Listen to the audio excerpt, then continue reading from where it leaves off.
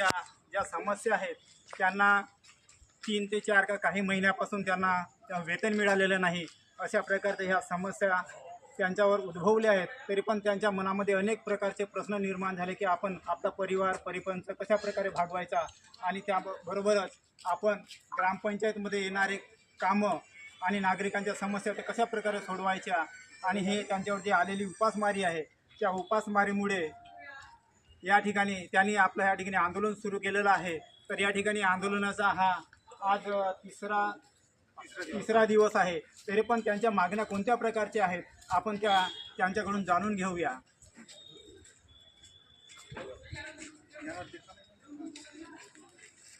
बरं, तुमचं नाव सांगा. अध्यक्षांचे माझं नाव आहे ईश्वरदास केशव भंडारी. महाराष्ट्र राज्य ग्रामपंचायत कर्मचारी तालुका संघटनेचा मी अध्यक्ष आहे. आणि आम्ही दिनांक 16 जुलै रोज गुरुवारपासून ह्या एप्रिल महिन्याच्या म्हणजे एप्रिल मे जून 2026 पासून आमच्या जिल्हा परिषदला थकीत वेतन असल्यामुळे आम्ही ह्या पंचायत समितीच्या समोर धरणे आंदोलनाच्या रूपानं सर्व तालुक्यातील ग्रामपंचायत कर्मचारी इथं बसलेलो आहोत. आम्ही ग्रामपंचायत कर्मचारी तळागाळातील कर्मचारी असून आमच्या कुटुंबातील आमच्यावरच उदरनिर्वाह होतो आणि 3-3 महिने जर आम्हाला आमचा वेतन मिळाला नाही तर आमच्या मुलांचं शिक्षण आहे, आमच्या कुटुंबाचं कसं होईल. त्याच्यामुळे आम्ही निर्णय घेतलेला आहे आणि प्रशासनाकडे जे आमचं वेतन जमा आहे ते जेथपर्यंत आम्हाला आमच्या खात्यावर जमा करत नाही तोपर्यंत आम्ही इथं धरणे आंदोलन सुरूच ठेवू. तर याच्यामध्ये तुमच्या मागण्या कोणत्या आहेत? आमच्या मागण्या म्हणजे आमच्या सेवा पुस्तिका आहेत, आमचा थकीत वेतन आहे, राहणीमान भत्ता आहे, भविष्य निर्वाह निधीची काही कर्मचाऱ्यांची थकीत आहे तरी त्या पूर्ण करून देण्याची आमचे पंचायत समितीचा प्रशासक आहे त्यांनी आमचं हे वेतन पूर्ण करून देण्याची कृपा करावी. जिल्हा परिषदेने तुमचं वेतन जमा केलं की नाही केलं? जिल्हा परिषदेतून आम्हाला तोंडी माहिती मिळालेली आहे की तुमचं वेतन आम्ही पंचायत समितीला रिसर पाठवलेलं आहे म्हणून.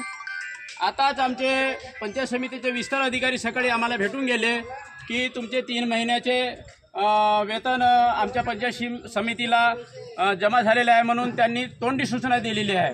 परंतु आमचा महाराष्ट्र राज्य ग्रामपंचायत कर्मचारी जे संघटना आहे, जिल्ह्याची संघटना आहे, जिल्ह्याचे अध्यक्ष आहेत, वरून आम्हाला आदेश येत नाही तेथपर्यंत आम्ही ह्या धरणे आंदोलनामधून माघार घेणार नाही. तर जिल्हा परिषदनं तुमचं वेतन पंचायत समितीमध्ये जमा केलं, मग तुम्हाला वितरित करण्याच्या म्हणजे अडचण कोणती आहे?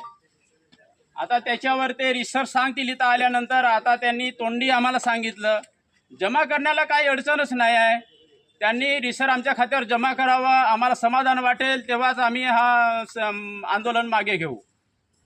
जर समजा तुमच्या आता मागण्या काही दिवसात का 8 दिवसात जरी पूर्ण झाले नाही तर मग तुम्ही याच्यानंतर तुमच्या काय पर्याय आहे? आम्ही तीव्र आंदोलन करू पंचायत समिती जिल्हा परिषद यांच्यावर. तर या ठिकाणी बघा, या ठिकाणी जे महाराष्ट्र राज्य ग्रामपंचायत कर्मचारी महासंघाच्या वतीने या ठिकाणी जो आंदोलन सुरू आहे यांना 3 महिन्यापासून यांना वेतन मिळालेले नाही आहे. जिल्हा परिषदने पंचायत समिती विभागाकडे त्यांचे वेतन जमा केलेलं आहे, परंतु पंचायत समितीच्या माध्यमातून त्यांच्याकडे अजूनपर्यंत त्यांच्या वेतनाची देयके झालेली नाही. तरी त्यांच्यावरती अनेक प्रश्न निर्माण झालेले आहेत की त्यांच्या मुलांचं शिक्षण आहे आणि त्यांच्या उदरनिर्वाहाच्या अनेक प्रकारच्या समस्या उद्भवलेल्या आहेत. तरी पण आमच्या 8 दिवसामध्ये जरी समजा आमच्या ह्या मागण्या पूर्ण झाल्या नाही तर आपण तीव्र आंदोलन करू अशा प्रकारचा त्यांनी इशारा दिलेला आहे. तरी पण प्रशासक, अधिकारी, ग्रामपंचायत तसेच शासकीय अधिकारी त्याचप्रमाणे लोकप्रतिनिधी यांनासुद्धा त्यांची विनंती आहे की लवकरात लवकर आमचे वेतन आम्हाला देय करावे, आमच्या खात्यावरती जमा करावे. धन्यवाद. Delhi storm news.